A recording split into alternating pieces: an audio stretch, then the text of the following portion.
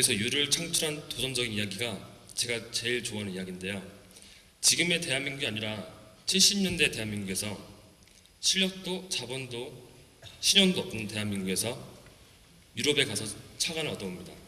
이때 차관을 얻어올 때 그 사람들이 이제 돈을 줄 때, 돈을 주고 있을 때 이제 신용이 없으니까는 믿을 게 없잖아요. 그때 500원짜리 지폐를 딱 보여주면서 우리는 500년 전에 철갑선을 만들었다. 지금 우리가 있는 것은 아무것도 없지만은 우리의 가능성을 믿어달라 해서 정주영 회장이 차관을 얻어옵니다. 이 차관을 통해서 돈을 가지고 배를 만들고 그 배가 지금의 현대중공업을 만들었습니다. 이때 이 차관을 빌려준 은행이 영국의 바클레이 은행인데요. 지금 저희가 모실 연사는 영국의 바클레이 은행에서 일하시는 이원희 이사님이십니다. 이원희 이사님이 이미 언론에서 인맥의 달인으로 소문이 났는데, 자 이때 열정과 아이디어라는 이름의 혁명을 주제를 가지고 첫 번째 테드 순서를 시작하도록 하겠습니다. 박수로 맞이해 주시기 바랍니다.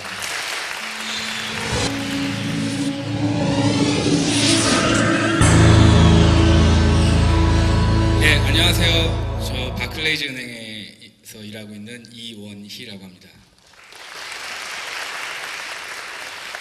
예, 슬라이드 바로 넘겨주시겠어요? 예, 처음에 이 테드에서 이런 요청을 받고 어떤 주제를 가지고 해야 될까 굉장히 망설였어요. 왜냐하면 너무 어려운 거 혹은 너무 숫자가 많이 들어가고 이론적인 내용은 교수님들이 하셔야 될 이야기이기 때문에 어떤 것을 가지고 여러분들한테 정말 인생을 살아가는데 도움이 될까 이런 생각을 많이 했거든요. 그래서 이런 주제를 만들어 봤습니다. 혁명을 하십시오 라고 말씀을 드리고 싶은데 그 방법으로 어떤 것이 있을까? 저는 제가 생각하기에 앞서 엘리자베스 교수님께서도 말씀을 여러 가지 하셨고 사례적인 내용들이 나왔지만 저는 열정과 희망이라고 생각합니다. 열정과 희망을 가지고 혁명을 일으켜 보십시오. 자, 그러면 시작을 해보겠습니다. 예, 제가 테드 숭실대학교의 어떤 캐치프레이즈라고 할까요? 그런 것들을 읽어보니까 스펙과 취업이 희망과 도전보다 앞서게 된 대학생 현실 속에서 불안, 대물려지거나 운에 따르는 것이 아니라 스스로의 힘으로 창출하는 것이다. 저기서 그 부라는 단어를 썼는데요. 저는 이 부라는 단어가 단지 부뿐만 아니라 어떤 권력이나 명예나 혹은 여러분들이 가치로 두고 있는 그 무엇인가라고 해석을 했습니다. 그럼 그것을 저희가 대물려지는 게 아니고 내 노력에 의해서 창출할 수 있는 것이다 라는 신념을 여러분들이 가질 수 있는 어떤 그런 멘트를 여러분들에게 던져야겠다. 그래서 그거를 가지고 고민하게 해야겠다라는 생각을 했고요. 그런 입장에서 여러분들이 느끼고 있는 것들을 한번 정리를 해봤는데요. 이런 삼각형을 그려봤어요. 여러분들이 실제로 느끼고 있는 게 지금 학교에 들어와서 학자금 대출을 받아서 나중에 취업을 해서 그 대출을 갚아야 되고 이러한 어떤 경제적인 문제 때문에 어려움을 겪는다거나 아니면 내가 자라온 환경이 남들과 비교해서 좀 나빴기 때문에 난 지금 이런 환경이구나 라고 스스로 비관하거나 이런 경우들은 아마도 이런 삼각형 속에서 표현될 것 같아요. 무슨 얘기냐면 우리가 민주주의고 자본주의 사회지만 계층이 지어졌다는 거죠. 그리고 저 색깔들 사이에 섞이지 않고 저 계층대로 그냥 대물림이 된다는 것입니다. 자, 실제로 여러분들은 이 사회가 그런 사회라고 생각하십니까? 생각하세요? 아, 그러시군요. 저는 생각하지 않습니다. 그러나 여러분들이 지금 가지고 있는 생각이 그렇다면 제가 그 생각을 조금 한번 깨워보도록 하겠습니다. 자, 저는 먼저 열정과 아이디어라는 말씀을 드리기 전에 탤런트와 비전에 대해서 말씀을 드리고 싶어요. 자, 여러분들 어떤 재능을 가지고 있는지 아세요? 스스로? 저는 어렸을 때부터 싸움을 참 잘했어요. 예, 태권도 한 3단 지금 하고 있고요. 아침에도 이렇게 운동 열심히 하고 그러다 보니까 동안을 유지하고 있습니다. 제가 내년에 40이 되거든요. 지금 39인데요. 매우 어리게 보셨죠? 예, 열심히 운동하면 됩니다. 예, 어찌됐든 여러분들이 가지고 있는 재능이 무엇인지 고민해 보신 적 있으세요? 내가 정말 뭘 잘하는지 아니면 뭘 좋아하는지. 이런 질문 아주 많이 들었을 테지만 한 번 더 생각해 보세요. 뭘 내가 잘할 수 있는지, 뭘 관심이 있는지. 그런 다음에 내가 앞으로 나아갈 방향, 미래상, 저희 비전이라고 얘기하죠. 비전을 갖는 겁니다. 자, 이 비전은 처음에는 아주 조그만 걸 수도 있어요. 아, 나는 어떤 물산에 들어가서 어떤 커머디티 트레이더가 되겠다. 아, 나는 일단은 어떤 IB의 인베스트먼트 뱅크에 들어가서 거기에 인턴 사원이 되겠다. 이런 걸 수도 있고요. 아니면 조금 더 고민을 많이 한 사람이라면 나는 나중에 어떤 기부 펀드를 만들어서 그 기부 펀드를 가지고 부의 재분배가 잘 활용될 수 있도록 하는 꿈을 갖겠다. 이 꿈이 제 꿈입니다. 왜 이런 말씀을 드리냐면 이런 목표가 서지 않으면 여러분들은 절대 열정과 희망과 내지는 아이디어를 가질 수 없습니다. 비전을 가진 이후에는 이제 제 자신을 쳐다봐야 돼요. 내가 지금 그 비전을 가기 위해서 어떤 위치에 있는지 생각해보죠. 제가 예전에 있었던 드라마 중에 잘 기억은 안 나는데요. 최민수 씨가 나왔던 거였어요.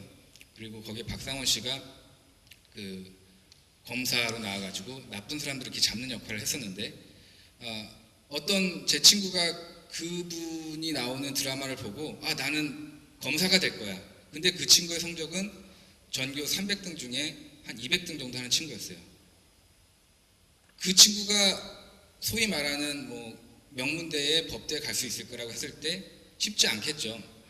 쉽지 않지만 그 친구는 해냈어요. 그 친구가 해낼 수 있었던 이유는 뭐냐면 자기 자신의 지금 현재 위치가 어딘지 알았던 거예요. 내가 이거를 하려면 몇 년이 걸리고 어떠한 부분을 공부를 해야 되고 이렇게 해야 되겠구나라는 내 자신의 스스로 위치를 알았던 거죠. 우리는 되게 혼란하기 쉬워요. 내가 지금 사실 있는 위치가 이쪽 수준인데 이만큼 수준이라고 오해하기도 하고요. 혹은 더 아래라고 생각하기도 하고 굉장히 오해를 많이 하고 있습니다. 그래서 저는 여러분들한테 여러분의 탤런트를 알고 비전을 어느 정도 구체적으로 생각을 했다면 이제 여러분들의 위치를 아시라고 말씀을 드리고 싶어요. 그러면서 이제 시작점에서 미래 비전으로 가게 되겠죠. 그런데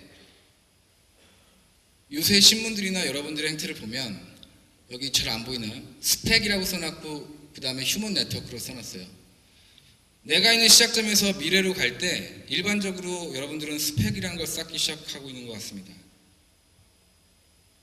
자격증, 그리고 학벌, 이런 것들이죠. 자, 우리 좀 구체적으로 들어가 볼까요? 제가 지금 바클레이지의 파생 상품을 세일즈하는 입장에서 이사로 근무를 하고 있는데요. 제가 신규 직원들을, 인턴 사원들이나 신규 직원들을 뽑을 때 인터뷰를 합니다. 제가 인터뷰를 할 때 그 친구들이 어떤 스펙을 쌓는지 어떤 학벌이 있는지 볼까요? 그렇지 않아요. 일단 인터뷰를 해서 그 사람이 얼마나 이 분야에 대해서 고민을 해왔었는지, 어떠한 공부를 했는지, 그리고 그걸 어떻게 실천했는지 그런 것들을 물어봅니다.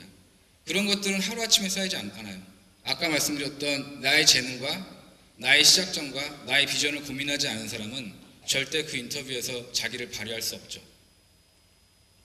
그래서 저는 지금 있는 여러분들의 스펙 쌓기나 혹은 인맥을 통해서 줄을 대서 어딘가를 들어가거나 돈을 벌거나 하는 것들을 하지 말라고 권하고 싶어요. 대신에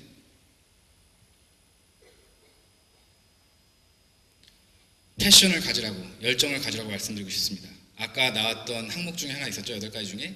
그리고 엘리자베스 교수님께서 말씀하신 것 중에 있었는데요. 패션을 가지고 그럼 뭘 할 거냐? 내 이 시작점에 서서 지식, 업무, 휴먼 네트워크, 인적 자원, 그리고 경험을 쌓아라 하고 말씀드리고 싶습니다. 우리가 고등학교 수험 생활도 해보셨겠고요. 지금은 어떤 공부를 하고 계실 텐데요. 이것들이 그냥 스쳐 지나가는 것으로 여러분들이 여기신다면 절대 새로운 아이디어를 가질 수가 없어요. 새로운 아이디어를 가질 수 없으면 아까 말씀드렸던 그 삼각형 구조에서 그냥 그렇게 굳어있는 색깔 속에서 어느 한쪽의 모퉁이에 서서 나사로 바퀴째 살 수밖에 없습니다. 그리고서 일을 하세요. 도서관 밖으로 아까 나오라고 말씀드렸죠. 도서관 밖으로 나와서 실제로 현장에 부딪혀 보십시오. 그리고 가서 인맥들을 쌓으세요. 그리고 경험을 해보세요. 그리고 그걸 다시 아까 말씀드렸던 그 논리 순서대로 나의 재능과 시작점을 계속 내가 지금 현재 위치 어디 있는지를 계속 파악하고 나의 비전을 계속 수정해 나가는 거예요. 그런 과정 중에 여러분들이 필요한 건 커뮤니케이션 능력하고요. 밑에 잘못 썼네요. 셀프 컨피던스, 자기 자신에 대한 확신입니다. 이런 경우가 있어요. 공부를 했어요. 뭐 좀 특별화된 학교를 얘기하는 건 좀 뭐하지만요. 서울에 있는 어떤 명문대를 나온 학생하고요. 그 다음에 지방에 있는 어떤 명문대를 나온 학생이 같이 회계사 공부를 하고 있었는데 그 두 친구가 중에 지방에 있는 분이 떨어졌고 서울에 있는 명문대 다니는 분이 붙었어요. 근데 그 두 분이 떨어지고 붙은 이유는 저는 이런 거라고 생각했습니다. 옆에서 바라봤을 때. 서울에 있는 명문대 다니는 분은 슬럼프에 빠지거나 자기가 좀 괴로운 일을 겪거나 시험을 한번 떨어지거나 그래도 나는 할 수 있어. 할 수 있어. 이런 자신감이 있었던 거고요. 지방에서 나오셨던 분은 지방이라는 표현 좀 써서 죄송하지만 그분 자체는 훌륭함에도 불구하고 자기 자신을 비관을 했기 때문에 중간에 있었던 슬럼프를 극복하지 못했던 거였거든요. 여러분들은 자기 자신의 확신이 굉장히 필요합니다. 이 과정 속에서. 그리고 남들과 커뮤니케이션 하세요. 왜냐하면 이런 과정들을 가지는 중에 내 지식이 올바로 된 건지 아니면 내가 하고 있는 일이 잘 되고 있는지 아니면 이런 경험들이 좋은 건지 나쁜 건지 혹은 남의 경험들을 들 수 있고 남이 가지고 있었던 지식들을 들을 수가 있잖아요. 그래서 그렇게 하셔야 돼요. 자, 그러면 열정. 당신은 혁명을 일으킬 만한 열정이 있냐는 거예요. 스스로 한번 마음에 얹고 생각을 해볼까요? 한번 손을 가슴에 얹어보세요. 내 마음에 그런 게 있는지.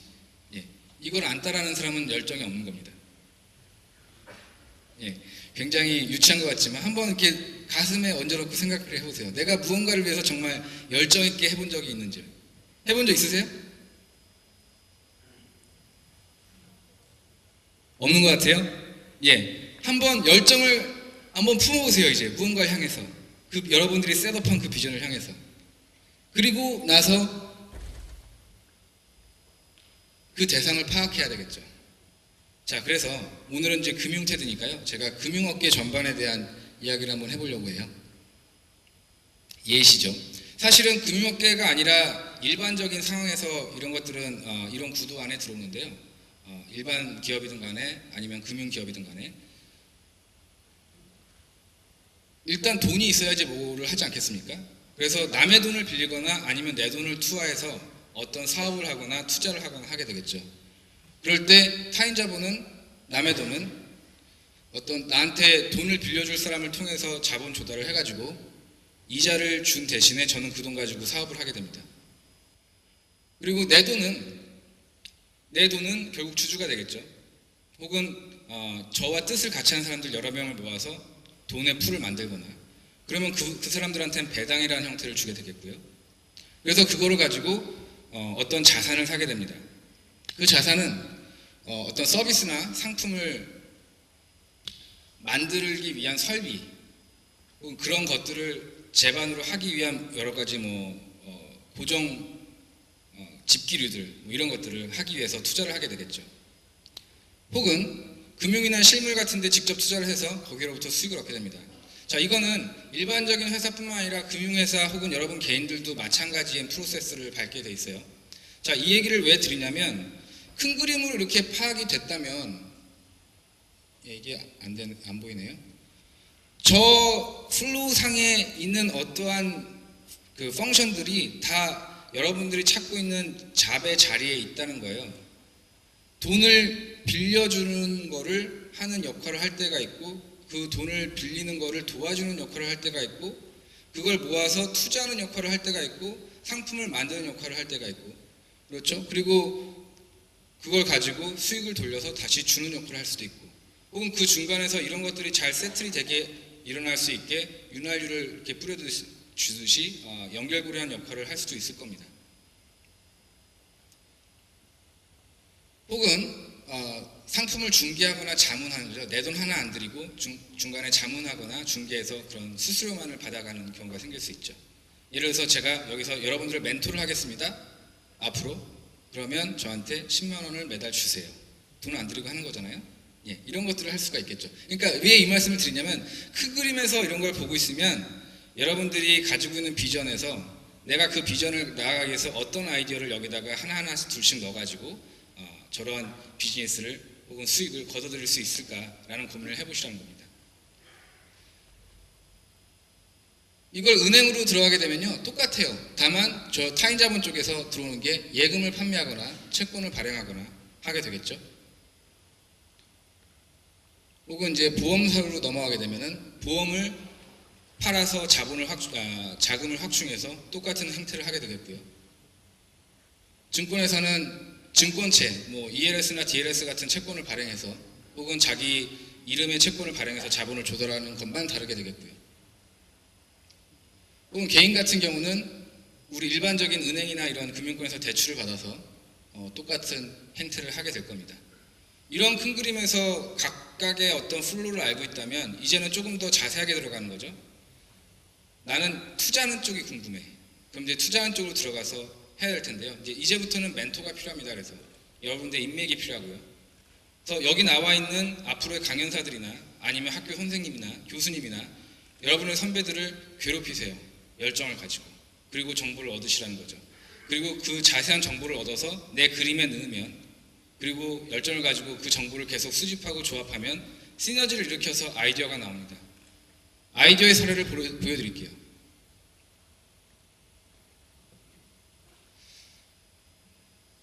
여러분들이 그냥 보실 수 있는 건데요. 주식시장에서 주가의 흐름을 보면 주가가 떨어지든지 올라가든 이런 사이클에 상관없이 월말 효과라는 게 있어요. 왜냐하면 아주 큰 투자가들이나 뭐 펀드나 연기금이나 이런 데들이 이게 윈도우 효과라고 해서요.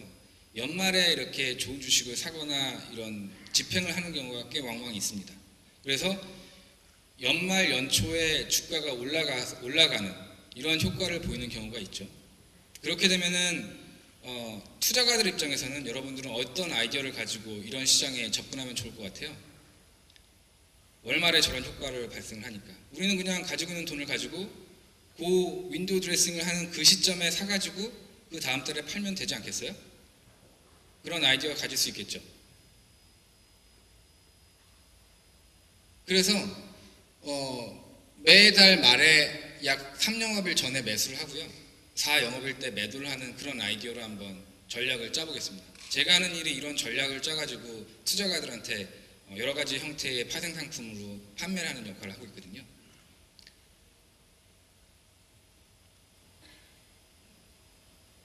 여기 오른쪽 옆에 보시면은 저 파란색 굵은 선이 그냥 코스피 자체고요. 이 코스피를 아까와 같은 형태로 월말 3일 전에 사고 4일 후에 매도하는 형태를 띈 건데 저렇게 수익률 차이가 많이 나요.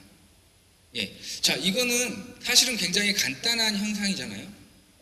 간단한 현상을 저렇게 투자 전략으로 이끌어낸 아이디어가 있었죠. 자, 그러면 저런 아이디어를 어떻게 해서 발견할 수 있었을까요? 아까 말씀드렸던 과정이 필요했던 겁니다. 처음에 내 탤런트, 이런 주식시장에 대해서 관심이 있었던 거죠. 두 번째, 비전. 나는 저런 전략을 만들어서 수익을 내고 말 거야. 세 번째, 나의 지금의 현실. 나는 그래서 그 금융시장에서 잘 알고 있어. 오케이, 금융시장에 들어가서 어떤 흐름을 보이는지 볼 거야. 사람들을 만나보고, 실제 투자가들을 만나보고, 어떤 행태를 보이는지, 혹은 어떤 생각을 가지고 있는지 물어보고요. 그리고 나서 저런 답변을 얻어냈죠. 자, 월말 효과가 있구나. 오케이, 월말에 사서 월초에 팔자. 꾸준히 이걸 반복해보자. 주가가 떨어지든 말든. 그랬더니 이런 효과가 나온 거죠. 정리를 해서 말씀을 드리면 이렇습니다. 여러분들이 가지고 있는 열정 그리고 그런 노력으로 정보를 얻고 조합시켜서 아이디어를 얻어내면 결국은 이런 삼각형을 만들어낼 거예요. 오늘이 무슨 날인지 아세요? 네, 5.18 광주혁명이 있었던 날입니다. 과거 우리 선배들이 민주주의를 위해서 목숨이 희생했던 그런 날들이었죠. 우리가 자라날 때는 그 교과서에 잘 안 나왔던 부분이긴 하지만 여러분들은 소리 소문 없이 지금의 계층이 나눠져 있다고 생각되는 그 구조를 이제 저렇게 흩어버릴 수 있어요. 조금씩. 여러분들이 아이디어를 갖는 순간 실질적으로 여러분들이 생각하는 나보다 높은 계층에 있는 사람들이라고 생각하는 사람들이 여러분들을 하여할 거고 그리고 나중에는 여러분들의 아이디어로 그분들을 누를 겁니다. 혹은 어떤 조직에 들어가지 않더라도 그런 아이디어를 가지고 창업을 해서 여러분들은 수익을 창출할 거예요. 아까와 같은 방식으로. 기억하세요. 여러분들의 탤런트 고민하셔야 됩니다. 내가 뭘 잘하는지 모르면, 내가 뭐에 관심이 있는지 모르면 여러분들은 그 부를 창출할 수 없습니다. 그리고 여러분들은 비전을 가지세요. 아주 조그만 비전이라도 좋아요. 살아가면서 그 비전은 구체적으로 더 크게 바뀔 테니까. 그리고 여러분들이 지금 현재 어느 위치에 있는지 파악하십시오. 그리고 여러분들은 열정을 가지고 사람들과 접촉해서 아이디어를 만들어내는 겁니다. 파이팅 하겠습니다. 하나, 둘, 셋. 네, 작습니다. 한 번 더 하세요. 하나, 둘, 셋. 예, 그래서 선물을 드리겠는데요. 제가 여러분들의 멘토가 되어드릴게요. 선착순 20명이고요. 여러분들이 자기의 재능과 탤런트와 비전을 가진 글을 써서 저한테 이메일을 보내주시면요. 선착순 20명에 한해서 제가 글을 읽고서 여러분들의 멘토가 되어드리겠습니다. 나머지 여기 계신 대다수의 한 20명 이외 200명 분은 다른 멘토를 찾아서 똑같이 아까 제가 말씀했던 대로 실행해보세요. 분명 여러분들은 사회 구조를 바꾸실 수 있을 겁니다. 감사합니다.